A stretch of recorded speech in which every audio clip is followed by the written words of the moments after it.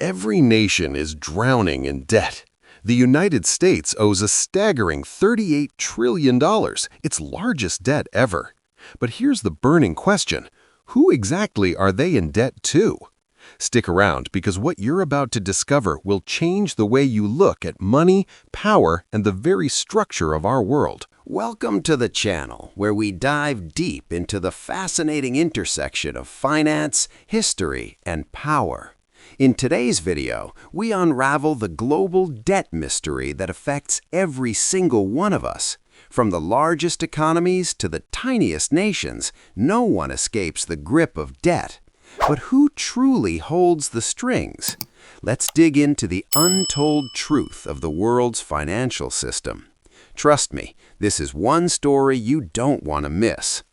Every country on Earth is in debt. From the United States with its eye-watering $38 trillion, to the European Union at $14 trillion, to Japan's near $9 trillion, almost every nation is caught in this web.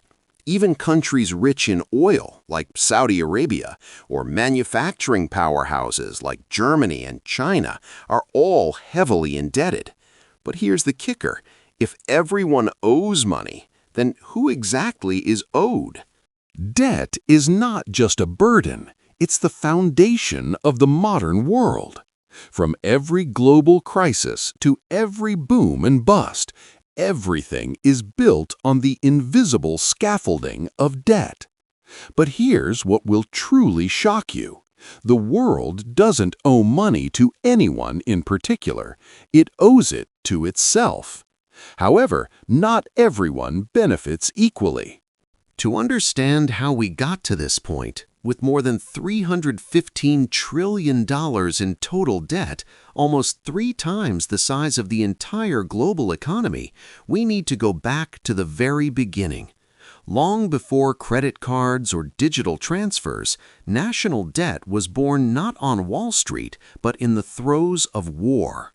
It was 1694, and England was fighting France. Running low on gold, King William turned to merchants for help. They agreed to finance the crown in exchange for interest payments backed by future taxes.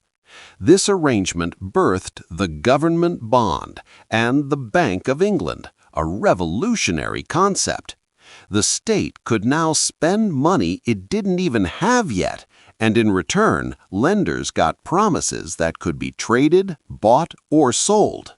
That was the beginning of what we know as modern finance. France followed suit, the Netherlands perfected it, and the United States used it to fund its revolution and later its expansion. National debt wasn't seen as a sign of failure, it was a symbol of credibility. The ability to borrow was the ability to rule. And suddenly, the battlefield became a balance sheet. Fast forward to today, and debt is the world's most profitable export. The United States owes $38 trillion, Japan $9 trillion. Global borrowing increases by nearly $1 trillion every 100 days.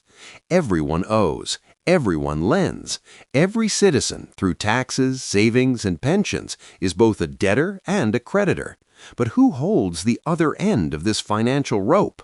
Let's take a closer look at the United States. Its debt is not just national, it's global. Out of its $38 trillion, about half is publicly held, meaning it's owed to investors, not to other parts of the government.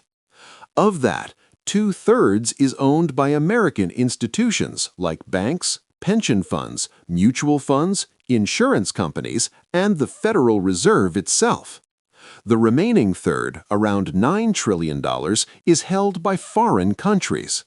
Japan is the largest holder with around $1 trillion, followed by China with about $800 billion. So when people say the U.S. is in debt to China, that's only partially true. It accounts for about 2% of the total debt. Most of the debt is actually owed to American investors. The U.S. government issues bonds, which are bought by banks and funds. The Federal Reserve buys back bonds, creating new dollars in the process. Americans pay taxes to fund interest on these bonds, which then flow into retirement accounts. It's a circular system. Debt is real, but the creditor is mostly a reflection of the same system.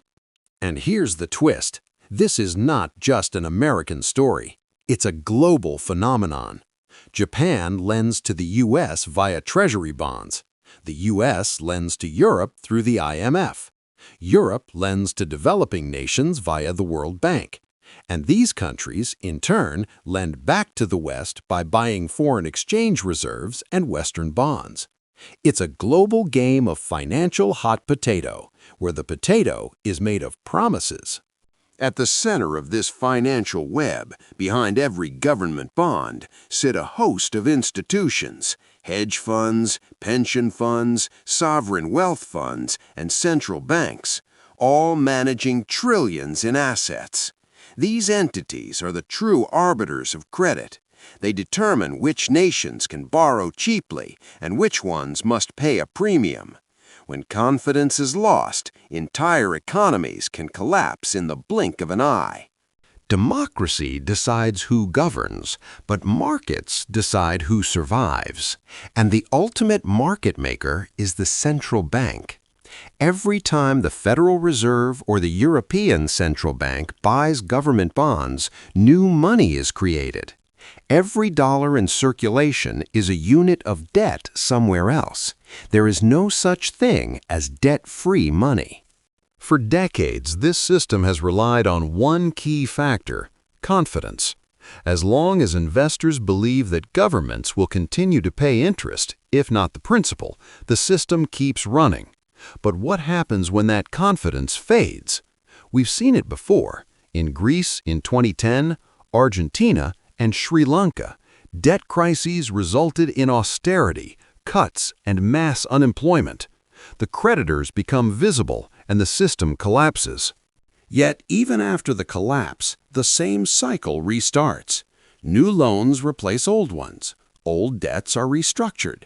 The financial machine resets.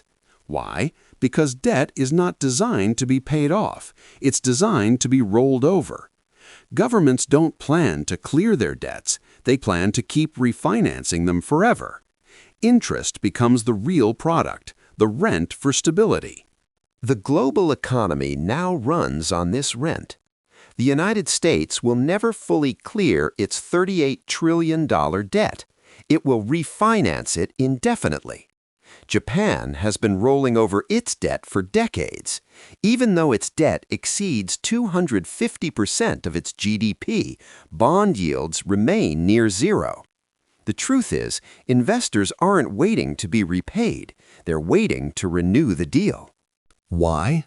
Because government debt is the safest collateral in existence. A U.S. Treasury bond is seen as an asset, not a liability. It's the foundation of global markets. Pension funds hold it, banks use it as collateral, and central banks treat it as money. Imagine if the U.S. decided to pay off its debt. The consequences would be catastrophic. Banks and funds would lose their most stable asset.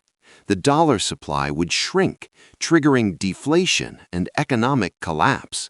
So instead, governments keep issuing more debt, not recklessly, but strategically. The debt becomes the heartbeat of capitalism itself. It pulses through every pension, mortgage, and market on Earth. And this is where the illusion starts. When politicians talk about paying down the national debt, they're selling an illusion. The goal isn't to eliminate debt, it's to keep it sustainable, serviceable, and desirable enough to keep the system functioning. The real secret of sovereign debt is this: the plan was never to pay it back. The plan is to keep the world believing it will be paid. And as long as that trust holds, the system can continue, no matter how high the debt climbs. But here's the catch. Trust is not evenly distributed. Interest payments don't flow equally across society. They flow upward, from workers and taxpayers to the institutions and investors that hold the debt. This is why global inequality and global indebtedness rise together. Debt is not just a transfer between countries, it's a transfer between classes.